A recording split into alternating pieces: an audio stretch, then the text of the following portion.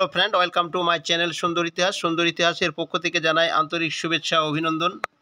আজকে আরেকটি নতুন ভিডিওতে তোমাদের স্বাগত জানাই। পশ্চিমবঙ্গ মাদ্রাসা সার্ভিস কমিশন 2024 মাদ্রাসা সার্ভিস কমিশনের গ্রুপ ডি এক্সাম অনুষ্ঠিত হয়েছে গত রবিবার 1 সেপ্টেম্বর। তো আজকের ভিডিওতে আলোচনা করা হবে পশ্চিমবঙ্গ মাদ্রাসা সার্ভিস কমিশনের গ্রুপ ডি যে এক্সাম শেষ হয়ে গেল 1 সেপ্টেম্বর 2024, তার উপর বিভিন্ন পরীক্ষার্থীদের জিজ্ঞাসা বিষয়ক বেশ কিছু প্রশ্নোত্তর নিয়ে। তো চলো শুরু করা যাক। প্রথম প্রশ্ন কি ছিল দেখো।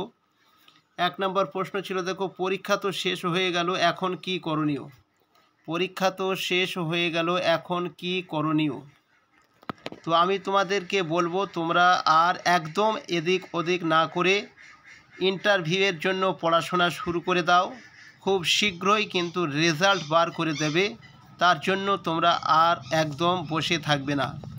তো এটা আমি তোমাদেরকে সাজেস্ট করব। তো চলো তারপরে 2 নম্বর প্রশ্ন দেখো কি বলেছি বা কি বলেছো তোমরা। দেখো এখানে পরীক্ষার কাট অফ কত হতে পারে। তো পরীক্ষার কাট অফ কত হতে পারে এই বিষয়টাকে নিয়ে আমি যেটা তোমাদেরকে বলতে চাই, কাট অফ এর বিষয়টা যখন নোটিফিকেশন দেওয়া হয়েছিল সেখানে কিন্তু সেইভাবে কোনো খবর জানা যায়নি। তবে একটি ধারণা পাওয়া যাচ্ছে যে স্কুলের চাকরির পরীক্ষার ক্ষেত্রে মিনিমাম 60% নাম্বার পেতে হয়। তো 60% নাম্বার পেয়ে যারা পাস করবে বা যারা পাবে তারাই কিন্তু কোয়ালিফাই করবে বলে মনে করা হচ্ছে। তবে এর উপরে কাট অফ কখনোই যাবে না, বরং নিচে নামতে পারে। তবে তোমাদের আমি একটি কাট অফের ভিডিও করে দেব যদি কোনো সোর্স থেকে খবর পাই, তার জন্য তোমরা ওয়েট করতে থাকো। তো চলো 3 নম্বর প্রশ্নটা দেখে নেই। দেখো 3 নম্বর প্রশ্নতে বলা হয়েছে 15তে কত পেলে পাস হতে পারে। তোমরা অনেকেই বলেছো আমাকে যে 15তেও কত পেলে পাস হতে পারে। তো এক্ষেত্রে তোমাদেরকে বলবো যে 60% কাট অফ যদি যায়, 60% কাট অফ যদি হয়ে থাকে, 60% যদি কাট অফ হয়ে থাকে, তাহলে তোমাদেরকে 9 নাম্বার পেলেই চলবে। 9 নাম্বার পেলে অবশ্যই তোমরা কল পাবে, এটা কিন্তু তোমরা ধরে রাখো। তারপরে 4 নম্বরের প্রশ্ন দেখো, অ্যাডমিটে উল্লেখ করা আছে প্রতিটি বিষয়ে পাস মার্ক পেতে হবে, তাহলে ইংরাজি ও অঙ্কে কত পেলে আলাদাভাবে পাস করা যাবে? এই প্রশ্ন কিন্তু প্রত্যেকের মনে জাগতে পারে। তো এই প্রশ্নের উত্তরে আমি তোমাদেরকে যেটা বলবো, তোমরা জানো যে ইংরাজি 8 নম্বর এ পরীক্ষা হয়েছিল এবং অঙ্কে 7 নম্বরে পরীক্ষা হয়েছে, মোট 15 নম্বরের পরীক্ষা হয়েছে। তো যদি 60% হিসাবে ধরা হয়, তবে ইংরাজিতে 4.8 তোমাদেরকে ইংলিশে পেতে হবে 4.8 এবং ম্যাথে পেতে হবে 4.2।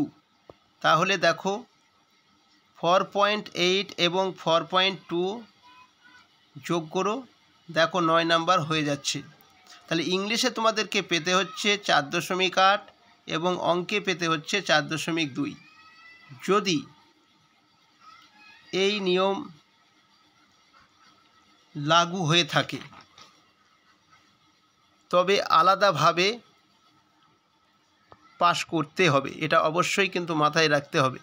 তবে এক্ষেত্রে তোমাদের মনে প্রশ্ন জাগতে পারে যে স্যার আমি তো দুটো মিলে 11 পাচ্ছি, কিন্তু ইংরাজিতে 4 বা অঙ্কে 3 হচ্ছে, তাহলে কি আমি কল পাবো না? এ প্রশ্ন কিন্তু তোমাদের প্রত্যেকেরই মনে জাগতে পারে। এক্ষেত্রে তোমাদের মনে রাখতে হবে, যদি এই নিয়মটা লাগু হয়ে যায় তাহলে হয়তো কল নাও পেতে পারো। এটা কিন্তু একটা দুঃখজনক ব্যাপার। তুমি পেয়ে যাচ্ছ 11, অথচ দেখা যাচ্ছে একটা বিষয়ে তুমি যেটা পাস মার্ক কমিশন ধরবে তার নিচে পাচ্ছ, তাহলে কিন্তু তোমাকে আর নাও ডাকতে পারে। আশা করি বুঝতে পেরেছো প্রশ্নের উত্তরটা। 5 নম্বরের প্রশ্ন দেখো, বলেছে রেজাল্ট কবে বার হতে পারে। রেজাল্ট কবে বার হতে পারে?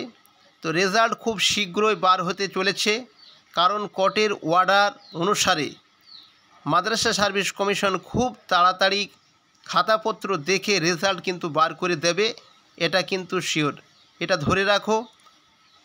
রেজাল্ট কিন্তু খুব শীঘ্রই বার করে দেবে।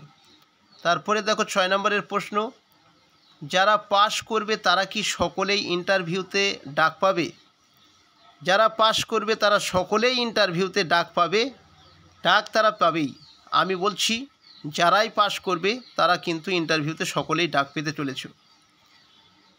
তো দেখো তারপরে 7 নম্বরের প্রশ্ন, কোর্ট তো বলেছে 12 সেপ্টেম্বরের মধ্যে রিক্রুটমেন্ট প্রসেস শেষ করতে হবে। কমিশন কি শেষ করতে পারবে? আপনার কি মনে হয়? এ ধরনের প্রশ্ন তোমরা আমাকে করেছো অনেকেই। তো আমি বলবো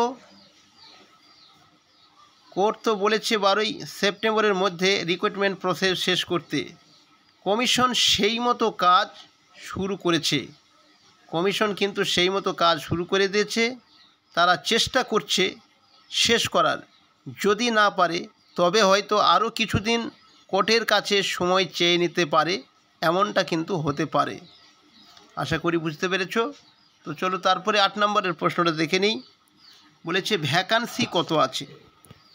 তো ভ্যাকান্সি কত আছে এটা আমরা সকলেই কম বেশি জেনে গেছি। যখন নোটিফিকেশন প্রকাশিত হয়েছিল তখন নাকি 3000 ভ্যাকান্সি কিন্তু উল্লেখ করেছিল। তো এই 3000 ভ্যাকান্সি কিন্তু আছে, এটা আমাদেরকে ধরে এগোতে হবে।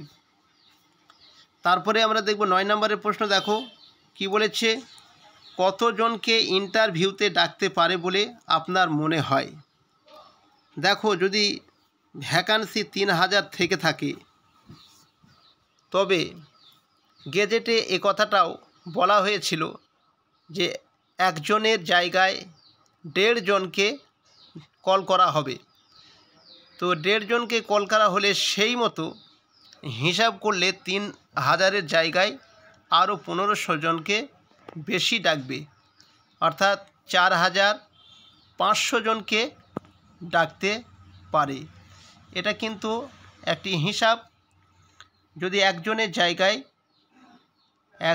জায়গায় যদি 1.5 জনকে ডাকা হয়, তাহলে অবশ্যই 3000 জনের জায়গায় 4500 জনকে তারা ডাকবে।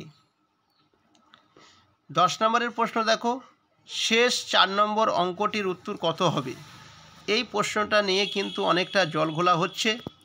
শেষ অঙ্কের বা 4 নম্বর যে প্রশ্নের উত্তর কত হবে, এই প্রশ্নের উত্তরে আমি বলবো, আমি যে প্রশ্নটি পেয়েছি তোমাদের কাছ থেকে তার উত্তর হবে 28। আমি যেটা প্রথম ভিডিওতে তোমাদেরকে জানিয়ে দিয়েছি। পরে আবার অন্য একজনের কাছ থেকে জানতে পারি যে প্রশ্নটা সবার এক আসেনি। এটা কী ধরনের কথা আমি জানিনি। একটি পরীক্ষায় 4টে প্রশ্নের মধ্যে আবার প্রশ্ন আলাদা হয়ে গেল। তো যে কারণে দ্বিতীয়বার আবার একটি আমি ভিডিও করে দিয়েছিলাম শুধু 4 নম্বর প্রশ্নটিকে নিয়ে। পরে বুঝতে পারলাম প্রথমে যেটি আমি করেছিলাম সেটি ঠিক করেছি, তাই দ্বিতীয় ভিডিওটি আমি ডিলিট করে দিয়েছি। পরের ভিডিওতে উত্তরটি আমি করেছিলাম 82। তো এখানে একটা জিনিস আমি লক্ষ্য করেছি, কেউ বলেছে একক স্থানীয় অঙ্কটি দশক স্থানীয় অঙ্কটি 4 গুণ, আবার কেউ বলেছে না দশক স্থানীয় অঙ্কটি একক স্থানীয় অঙ্কের 4 গুণ। ঠিক প্রশ্নটা ঠিকমতো ক্লিয়ার না করতে পেরেই আমি কিন্তু এই রকমের মনস্থির করে ফেলেছিলাম, যে কারণে প্রশ্নর উত্তরটা 2 রকম হয়ে গেছিল। যেহেতু এক্সের মানটা ধরেছিলাম, একবার এককের মান এক্স, একবার দশকের মান এক্স, তার জন্যই উত্তর কিন্তু ঘুরে গেছে। 28-এর জায়গায় সেটা 82 হয়ে গেছে। প্রত্যেককে তোমরা অঙ্কটা কষে দেখলে এরকম হবে। তো চলো 11 নম্বরের প্রশ্নটা কি বলেছে দেখো। 11 নম্বর প্রশ্নতে বলা হয়েছে, দেখো 12 পাবো ইন্টারভিউতে কল পাবো, 12 পাবো ইন্টারভিউতে কল পাবো, কবে হবে ইন্টারভিউ? এ ধরনের প্রশ্নও কিন্তু তোমরা আমাকে করেছো। দেখো 12 পেলে অবশ্যই ডাক পাবে, তবে মনে রাখতে হবে যদি ইংরাজি ও অঙ্কে আলাদা আলাদাভাবে পাস মার্ক পেতে হয় সেক্ষেত্রে তোমাকে 4.8 ও 4.2 নাম্বার পেতে হবে, তবে তোমার 9 নাম্বার পুঁজবে 60% হিসাবে, তবেই তুমি কল পাবে, নচেত কল পাওয়া অসম্ভব। কারণ যদি আলাদাভাবেই পাস করতে হয় বা কমিশন যদি সেই নিয়মকে লাগু করে দেয় তাহলে অবশ্যই তোমাকে তাদের যে কাট অফ সেই কাট অফে কিন্তু পৌঁছাতে হবে, তবে তুমি কল পাবে। তো এবার দেখো একটা মজার প্রশ্ন, 12 নম্বর যে প্রশ্নটা বলেছে, দেখো আমার মতে যারা 10-এর উপরে পাবে তাদেরকে ইন্টারভিউতে কল না করাই ভালো, কারণ তারা টিচার হওয়ার যোগ্য। যারা স্কুলে গিয়ে ঘন্টা বাজাবে তাদের জন্য 10 নাম্বারই যথেষ্ট, যেমন আমি বলে কমেন্ট করেছেন একজন দাদাভাই। যাই হোক, আক্ষেপ করেই হয়তো কথাটি বলে ফেলেছেন। প্রশ্নটা হয়তো কিছুটা হলেও সত্য, আমরা অনেকেই ভাবতে পারি। তো এ ধরনের মনে কিন্তু প্রশ্ন আসতেই পারে। তো যাই হোক, যারা 15-র মধ্যে 10 নাম্বার পাচ্ছে তারা ঘন্টা বাজানোর ক্ষেত্রে একদম ঠিকই বলেছেন বলে মনে করা হচ্ছে। তবে তো 15-র মধ্যে 10 নাম্বার ভালো একটা স্কোর বলা যেতে পারে। তো এই ছিল আজকের ভিডিওটি তোমাদের কেমন লাগলো? যদি ভালো লেগে থাকে অবশ্যই একটি কমেন্ট করবে এবং লাইক করে দেবে, সঙ্গে বন্ধুদেরকে শেয়ারও করে দেবে। ততক্ষণে ভালো থেকো, সুস্থ থেকো, দেখা হচ্ছে অন্য কোনো একটি নতুন ভিডিওতে। Thank you for watching.